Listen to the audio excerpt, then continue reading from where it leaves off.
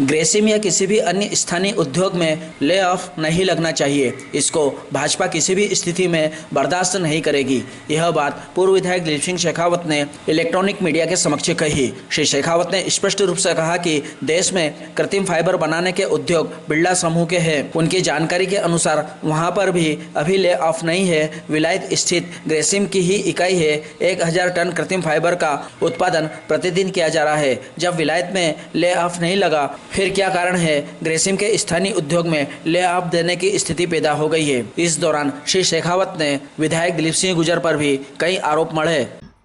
देखो, सबसे बड़ी बात तो ये है कि ले ऑफ ग्रेसिम इंडस्ट्रीज हो या अन्य उद्योग हो, किसी भी कीमत के अंदर ले ऑफ नहीं लगाना चाहिए। और भारतीय जनता पार्टी इस चीज़ को मुझे लगता है कि किसी भी कीमत पे बर्दाश्त नहीं करेगी। और सबसे बड़ा प्रश्न ये उठता है कि हिंदुस्तान में जितने भी फाइबर के बनाने के उद्योग हैं बिरला समूह के, मेरी जानकारी अनुसार वहाँ पर अभी ले ऑफ नहीं है। विलायत जैसी जगह में 1000 टन से भी ज़्यादा प्रोडक्शन फाइबर का पर डे का है। अब अगर वहाँ पर ले ऑफ नहीं लगा है तो फिर क्या कारण है कि ग्रेसिम उद्योग के अंदर हमें आज ले ऑफ देने जैसी स्थिति पैदा हुई है। और एक जो श्रमिक होता है, वो श्रमिक किस प्रकार से अपने परिवार को चलाता है वो श्रमिक ही जानता है।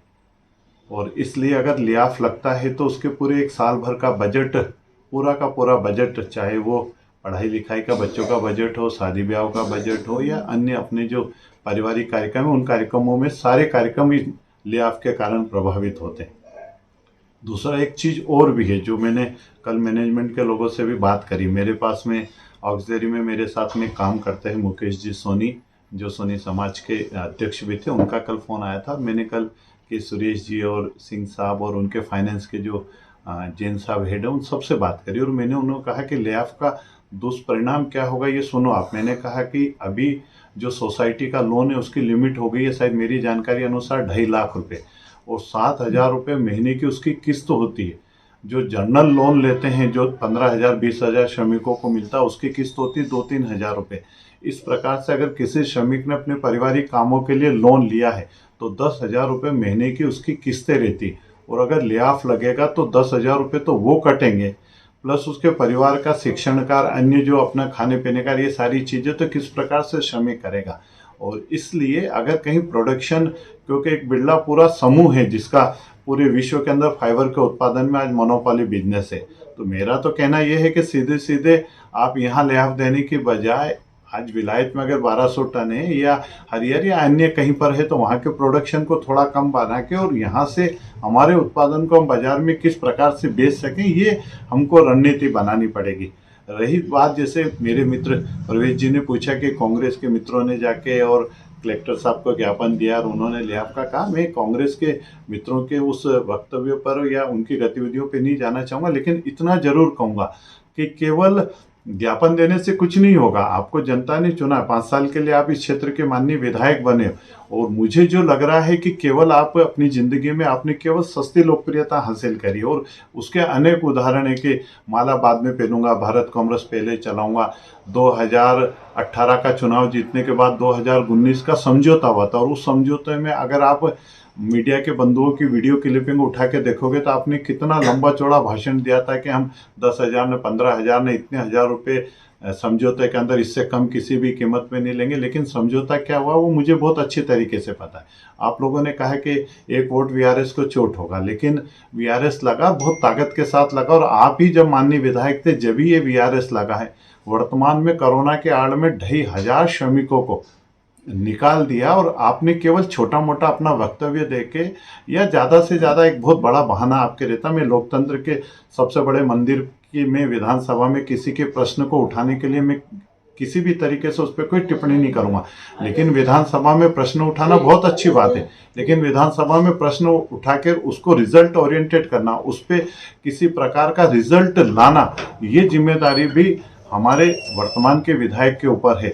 और इसलिए अगर ले ऑफ लगा, और उसका एक उदाहरण में छोटा सा उदाहरण आपको दूंगा कि एक बार ठेकेदारी श्रमिकों का आंदोलन हुआ नागदा शहर के अंदर।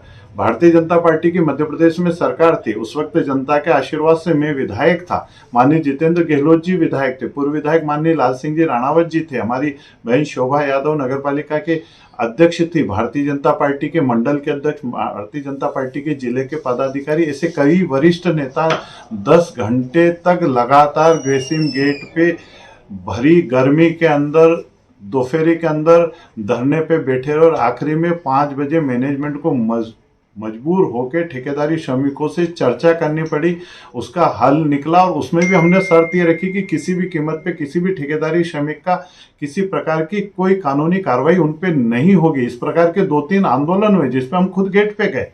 मेरा कहना है कि क्या कारण रहता है कि आप केवल इतनी बड़ी घटनाएं हो जाती है, मजदूरों का शोषण होने के में केवल आप वक्तव्य दे देते हैं और वक्तव्य देके और इतिश्री कर लेते हैं। इसलिए मेरा कहना, मैंने कहा मैं उनके वक्तव्य पे, उनकी कार्यप्रणाली पे नहीं जाना चाहता हूं, लेकिन अगर चुनाव एक जनप्रतिनिधि है तो उसका दायित्व है जनता का करना। भारतीय जनता पार्टी के कार्यकर्ता भी मैं मानता हूं कि पूरी ताकत के साथ में इस चीज का विरोध करते हो, जहां जाना पड़ेगा वहां जाएंगे भी, क्योंकि सीधे सीधे ये मजदूरों के जीवन से जुड़ा हुआ एक संवेदनशील मुद्दा है।